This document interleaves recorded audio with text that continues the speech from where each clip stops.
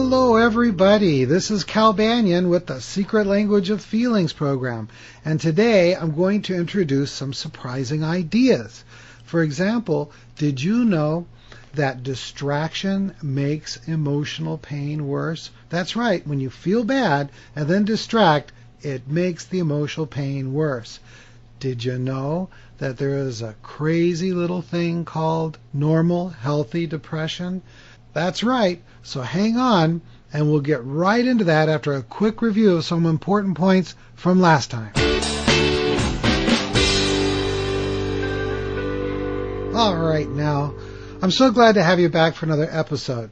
Now we're going to get into it much deeper, and you're going to get a much deeper understanding of why people do such crazy things. First off, let me do a super quick review of why people do such crazy stuff. First of all, they have a feeling inside them that they don't like, and they've learned to distract themselves from those feelings, and this led to a pattern of distraction that I called feel bad, distract. All feelings are good when they come from accurate perceptions. Fear is good when you're in real danger, for example. But what did we learn? We're taught throughout our lives to deny, ignore, and distract ourselves from our feelings, to absolutely ignore this inner guidance, this inner wisdom. Distractors can be food, alcohol, drugs, shopping, even things that people think of as positive, like exercise. We can certainly exercise too much, study too much, and even work too much. Distractors don't do anything positive to affect the cause of the problem. They just take your mind off of the unpleasant feeling for some period of time. So because of this, we get into a pattern of feeling bad and then distracting. This is reinforced because it makes you temporarily feel better. But as soon as you get finished distracting, you feel bad once again. That's right. As soon as you get done distracting, you feel bad once again. By the way, there's a very nice graphic on this cycle on page 43 of the book, The Secret Language of Feelings. I also have these graphics placed on our website, www.thesecretlanguageoffeelings.com. All right. If you need a little bit more review than that, then just go back to last episode. Now we can move on. So there you are. You're feeling bad. And, I'm using this word bad, but really feelings are not bad. They're either pleasurable or painful. But I'm using the word bad because that's what we just typically think of as I'm feeling bad. Like, there you are, you're feeling angry or sad or lonely and so on. And you don't know what to do about it. You certainly don't want to show it, and so you distract. And this happens over and over. And in summary, this is the feel bad distract cycle. Now, here we go. New material. So there you are, thinking about eating when you shouldn't be eating, or drinking alcohol when you shouldn't be, and so on. But you just keep thinking about it over and over until you finally give in. So there you are, thinking about it over and over, and you finally give in. Now, after you've had that food when you didn't want to gain weight, you had that alcohol when you're trying to remain sober and so on, how do you feel now? You feel better or you feel worse? Let me give you an example. This is going to sound kind of strange in the beginning, but let's say you were doing some kind of project at home and you had these two boards and you wanted to fix them together. And you think, well, that's easy. I've done this before. I'm just going to get myself a big nail. And so you get those two boards and you lay them down there on the table, one on top of the other, and I'm just going to nail these two boards together. And you go out and get your biggest, best hammer, and you take a swing at that nail, wham! Do it again, wham! And again, wham! And it starts to go in, wham! You get your confidence going, wham! And it bends. You think, okay, no big deal, and you pull that nail out, you put another nail in, you do it again, wham, wham, wham, and there it goes, it bends again. Now you're starting to feel kind of unpleasant about this. You think, well, third time's the charm. Wham, wham, wham. Third nail. Wham, bend. Oh boy, now how are you starting to feel? You're starting to feel frustrated. That's right. You're starting to feel frustrated. Now, there was some reason why you wanted those two boards to be nailed together. There was some gain in that. And you were expecting that when you got done nailing those two boards together, you will have satisfied some need, want, or desire. So you started nailing away. So we had some primary feeling. Okay? Maybe you were bored and you were just want to do your project and get a feeling, a sense of achievement. And so you're nailing those two boards together. Remember I talked last time about primary? Whenever there's a need, want, or desire that's being fulfilled or not fulfilled, the feeling that's being generated is either positive or negative, and as far as pleasurable or unpleasurable. That feeling that comes from either fulfilling or not fulfilling your need, want, or desire is called the primary feeling. Well, it was that feeling that drove you, that motivated you to try to nail those two boards together. Okay, here's a little hint. I want to remind you that emotion is pure motivation. That's the purpose of it. The purpose of emotion, especially painful emotions, is to motivate you to do the sometimes difficult things you need to do to fulfill your needs, wants, and desires. All right, so there you are. You're nailing that board together, and this new feeling comes up, and it's frustration. Let's say you were bored. That was the primary feeling, and you decided to do a project, and then when you started nailing those two boards together, you kept bending the nails, and now you are both bored and frustrated. You see, frustration is a secondary feeling. So now we have primary and secondary. Over and over again, when we try to do something and we're not successful, it always generates the secondary feeling, frustration. Frustration comes from trying and not being successful. That's what frustration comes from. Let me tell you, I had a friend, and she had recently broke up with her fiance, and she was very sad about that. And after a while, she started getting lonely. A certain amount of time went by, and she healed from that relationship, but she was lonely. She needed someone in her life. And she started going out and dating again.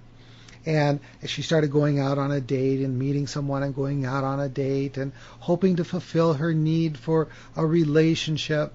You see, that's where loneliness comes from. We all have the need, want, or desire for relationships in our life.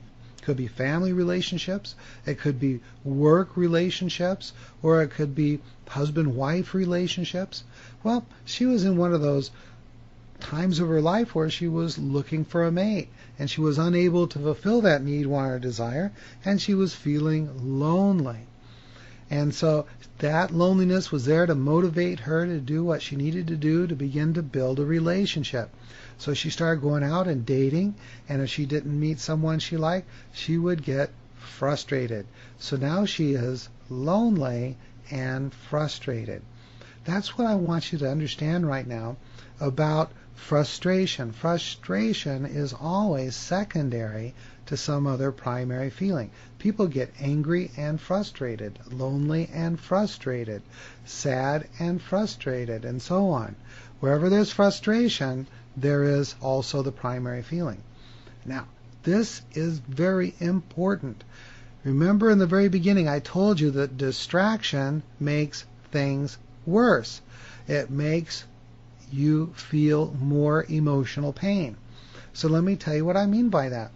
So originally, in my example with the board, with the two boards, I started nailing boards together because I had a project because I was bored. When I was unable to fix those two boards together, the wooden boards, then I became frustrated, and if I quit, then I would be both bored and frustrated.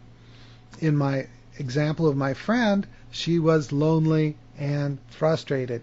Now, remember, it was the feeling that drove either me into action to start doing my project, or it was the sadness that drove my friend into action to start dating and that kind of thing?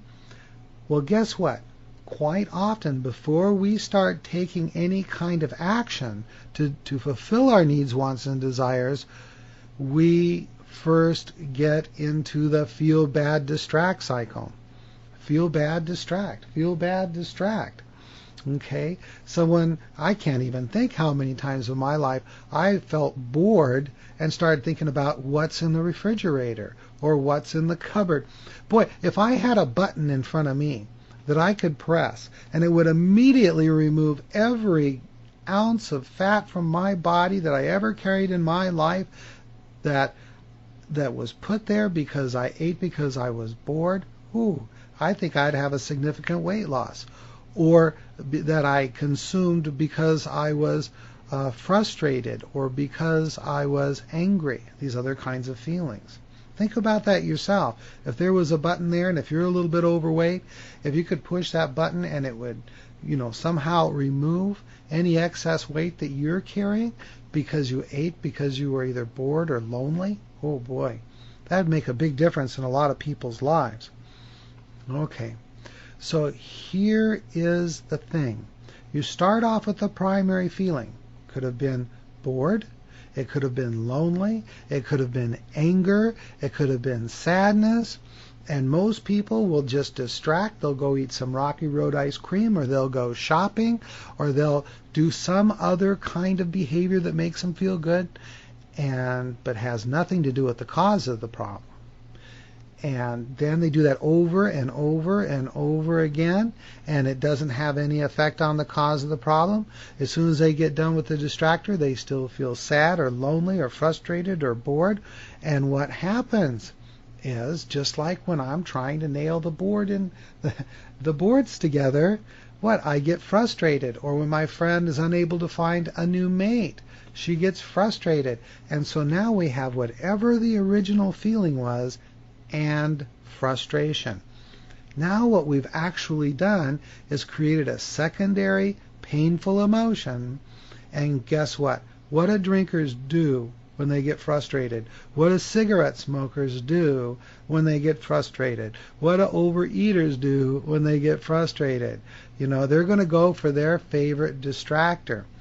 And so when you respond to your emotions by distracting, by drinking, smoking, or whatever, it doesn't make things better. It makes things worse, because it builds up the habit of distraction.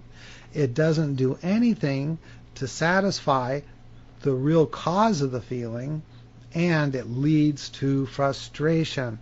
And now the frustration and the primary feeling, those two pains, are now what?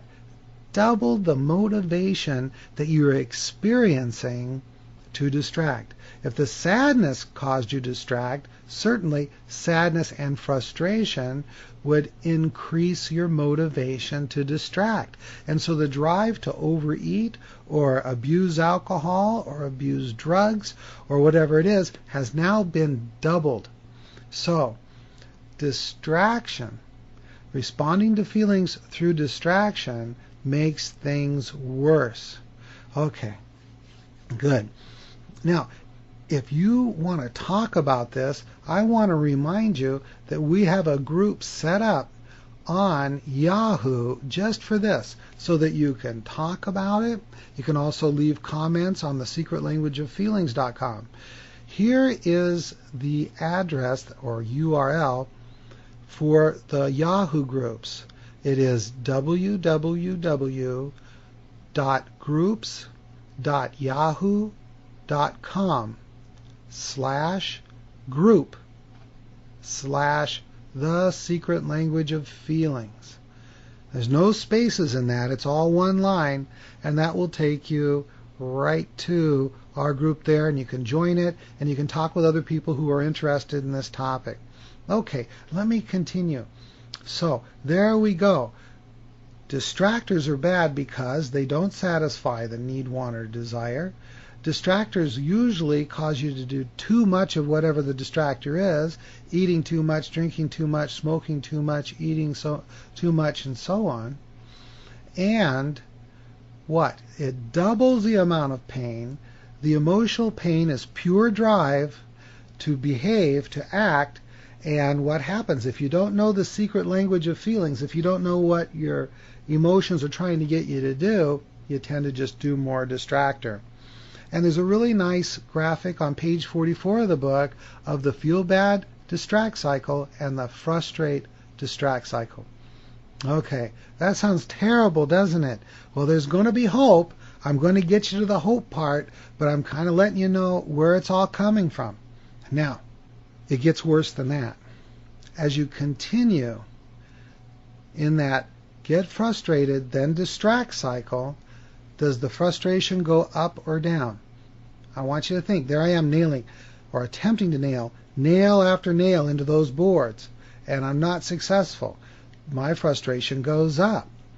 What happens if my friend goes out and continues dating and not finding a mate? What happens to her frustration? Does it go down, stay the same, or go up? Well, certainly it goes up. So, this is what I got to tell you. God, or nature, or natural selection, however you want to think about those things, put a safety device inside of you.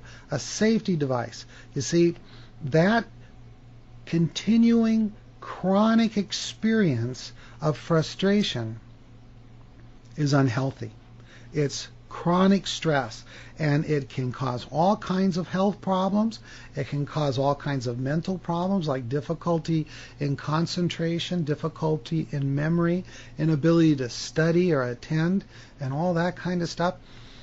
And so thank goodness, or thank God, or thank nature, however you look at that kind of stuff, nature put a safety valve inside of you so you don't go ballistic and hurt somebody or hurt yourself in most cases. And it's called normal, healthy depression. That's right. Sometimes getting depressed is the absolute best thing you can do at the time. And that's what we're going to get into next time, because we're running short on time for this program. We're going to get into this crazy idea of normal, healthy depression. And I'm going to explain to you that sometimes it's the best possible thing you can do is to go to bed, is to do nothing. Because guess what? Frustration is a call for creativity, and depression is a call for rest and recuperation until you can risk frustration again. So that's what I'm going to get into more and more in the next episode. Hang in there, because pretty soon we're going to get to the solution and how you can begin living that more satisfying life. If you want to, if you've got the book, you can look ahead, and on page 48 of the Secret Language of Feelings book, there's a very nice graphic there, an explanation of the feel bad distract cycle, and then the frustration distract cycle, and then the get depressed distract cycle, and it explains this downward spiral of emotions. So once again, you can get those graphics also and get more information about the Secret Language of Feelings at thesecretlanguageoffeelings.com. The book's available there. It's also available on Amazon.com.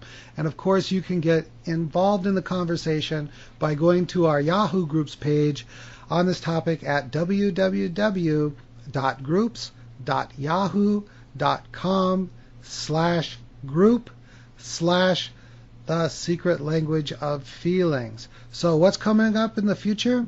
In future programs, we're going to talk about the downward spiral of emotions. And I'm going to answer that age-old question, what are feelings for anyway? I'm going to talk about some experiences I have had with some medical professionals on the topic. We're going to talk about also, here's another interesting one, the wisdom of anger, the wisdom of sadness, the wisdom of fear, the the wisdom of guilt, and even frustration and depression. I'm also going to share some stories about how this approach has helped me in my life and my clients. Okay, that's it for now. This is Cal Banyan with the Secret Language of Feelings program out here in beautiful, sunshiny California, signing off. This recording is the property of Cal Banyan and Cal Banyan's Banyan Publishing Incorporated. All rights reserved for private use only. May not be duplicated without written permission.